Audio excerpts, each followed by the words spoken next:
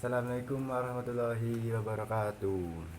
Selamat sore dan salam sejahtera untuk kita semua. Yang terhormat kepada Bapak Muhammad Hanafi Zuardi SHI MSI selaku dosen pengampu mata kuliah Sejarah Pemikiran Ekonomi Islam pada masa Khulafaur Rasyidin dan teman-teman sekalian yang berbahagia. Perkenalkan, nama saya Ahmad Rifai dari kelas E NPM 10301 Prodi Fakultas Ekonomi Bisnis Islam semester 1. Saya di sini akan menjelaskan tentang materi yang berjudul Pemikiran Ekonomi Islam pada masa Khulafaur Rasyidin. Pertama, abstrak. Pada awalnya ekonomi syariah masih sederhana. Prinsip itu hanya dari wahyu Al-Quran dan istihad Nabi Muhammad SAW. Setelah beliau meninggal, Abu Bakar melanjutkan praktek ekonomi Islam dan menekankan pada ketepatan pembayaran zakat.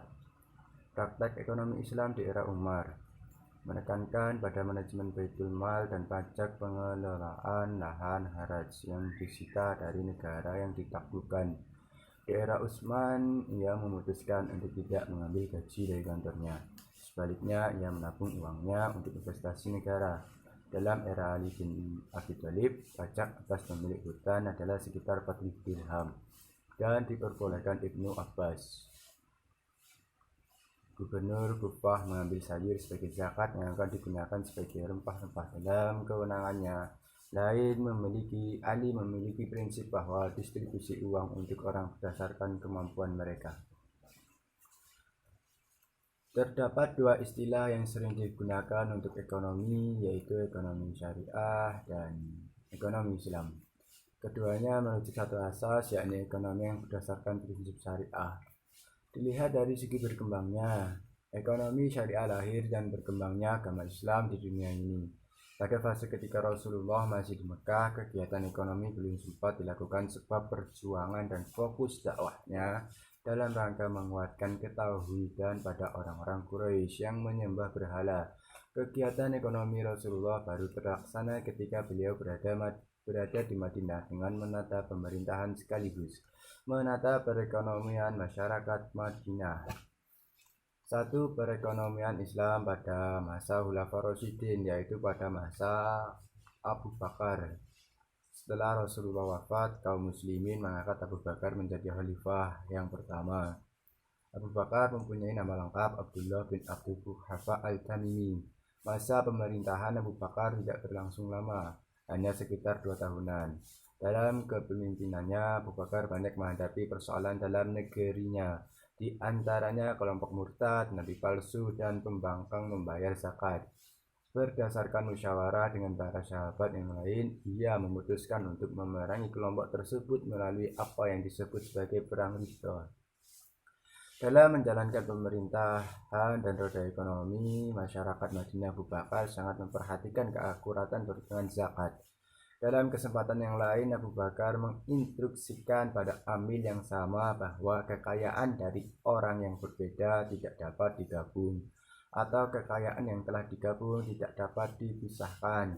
Hal ini ditakutkan akan terjadi kelebihan pembayaran atau kekurangan penerimaan zakat.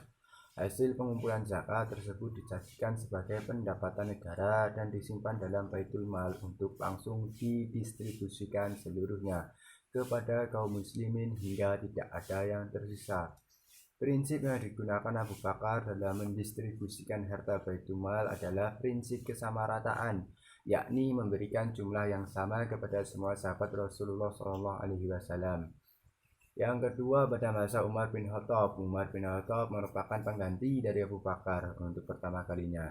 Pergantian kepemimpinan dilakukan melalui penunjukan berdasarkan hasil musyawarah antara pemuka sahabat memutuskan untuk menunjuk Umar bin Al-Khattab sebagai khalifah Islam kedua. Keputusan tersebut diterima dengan baik oleh kaum muslimin. Pemerintahan Umar berlangsung 10 tahun. Dalam pemerintahannya ini, banyak hal yang menjadi kebijakan Umar terkait dengan perekonomian masyarakat muslim pada waktu itu. Di antaranya, pertama, pendirian lembaga Baitul Mal.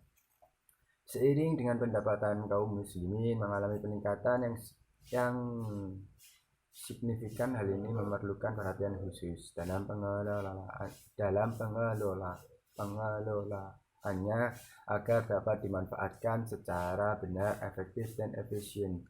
Baitul Mal berfungsi sebagai pelaksana kebijakan fiskal negara Islam dan khalifah.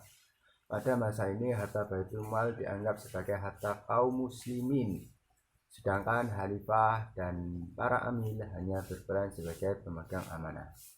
Dengan demikian, negara bertanggung jawab untuk menyediakan makanan bagi para janda, anak-anak yatim, serta anak-anak terlantar, membiayai penguburan orang-orang miskin, membayar utang-utang yang bangkrut, membayar uang diat untuk kasus tertentu, seperti membayar diat prajurit Sebani yang membunuh seorang Kristiani untuk menyelamatkan nyawanya, serta memberikan pinjaman tanpa bunga untuk tujuan komersial, seperti kasus Hindit At-Taba. Kedua, pajak kepemilikan tanah haraj. Pada zaman Khalifah Umar telah banyak perkembangan administrasi dibanding pada masa sebelumnya. Zakat. Pada masa pemerintahan Umar bin Khattab, kekayaan yang dimiliki negara Madinah sudah mulai banyak, berbeda pada awal-awal Islam. Yang ketiga, masa Utsman bin Affan. Pada masa ini, Utsman bin Affan merupakan khalifah ketiga setelah wafatnya Umar bin Khattab. Pada 6 tahun pertama kepemimpinannya, banyak negara yang telah dikuasainya seperti Balkan, Kabul, Grozny, Kerman, dan Sistan. Merupakan Khalifah Utsman Khalifah Utsman mengadakan 4 kontrak dagang dengan negara-negara taklukan tersebut dalam rangka mengembangkan potensi sumber daya alam. Kebijakan lain yang dilakukan Utsman terkait perekonomian adalah tetap mempertahankan sistem pemberian bantuan dan santunan, serta memberikan sejumlah besar uang kepada masyarakat yang berbeda.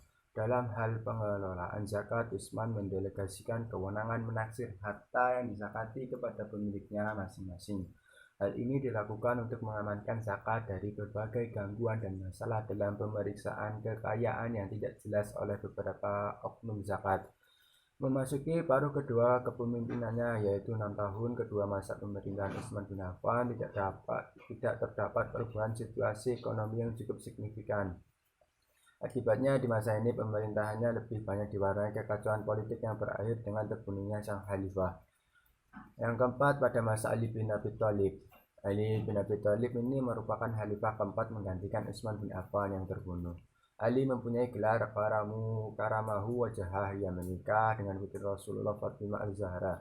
Dikaruniai 2 putra, yaitu Hasan dan Husain. Pada masa Ali merupakan masa pemerintahan tersulit yang harus dilampaui karena masa-masa itu merupakan masa paling kritis berupa pertentangan antara kelompok kebijakan ekonomi pada masa pemerintahannya. Ia menetapkan pajak terhadap para pemiliknya hutan sebesar 4.000 dirham dan mengizinkan Ibnu Abbas, gubernur Kufah, memungut zakat terhadap sayuran segar yang akan digunakan sebagai bumbu masakan. Pada sama pemerintahannya juga, Ali mempunyai prinsip bahwa pemerataan distribusi uang rakyat yang sesuai dengan kapasitasnya. Keistimewaan Khalifah Ali dalam mengatur strategi pemerintahan adalah masalah administrasi umum, dan masalah yang berkaitan dengannya tersusun secara rapi. Konsep penataan administrasi ini dijelaskan dalam suratnya yang terkenal yang ditujukan kepada Malik Astar bin Harith. Surat yang panjang tersebut antara lain mendeskripsikan tugas, kewajiban, serta tanggung jawab para penguasa dalam mengatur berbagai prioritas pelaksanaan dispensasi keadilan serta pengawasan terhadap para pejabat tinggi dan staf-stafnya. Kesimpulan, Abu Bakar melanjutkan praktik perekonomian Islam dengan menitik beratkan pada keakuratan pembayaran zakat.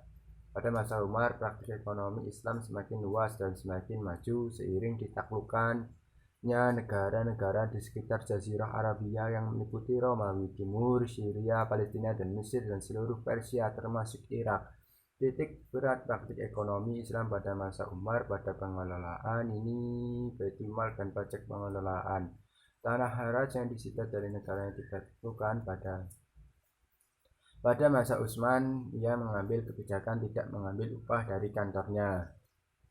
Dan pada masa Ali bin Abi Thalib, pajak terhadap para pemilik hutan sebesar 4.000 dirham dan mengizinkan induk Makkah, Gubernur Kufah, memungut zakat terhadap sayuran segar yang akan digunakan sebagai bumbu masakan. Pada sama pemerintahannya juga Ali mempunyai prinsip bahwa pemerataan distribusi uang rakyat yang sesuai dengan kapasitasnya. Baik, sekian, terima kasih atas penjelasan saya tentang pemikiran ekonomi Islam pada masa Khulafaur Rasyidin. Kurang lebihnya saya mohon maaf. Saya akhiri. Wassalamualaikum warahmatullahi wabarakatuh.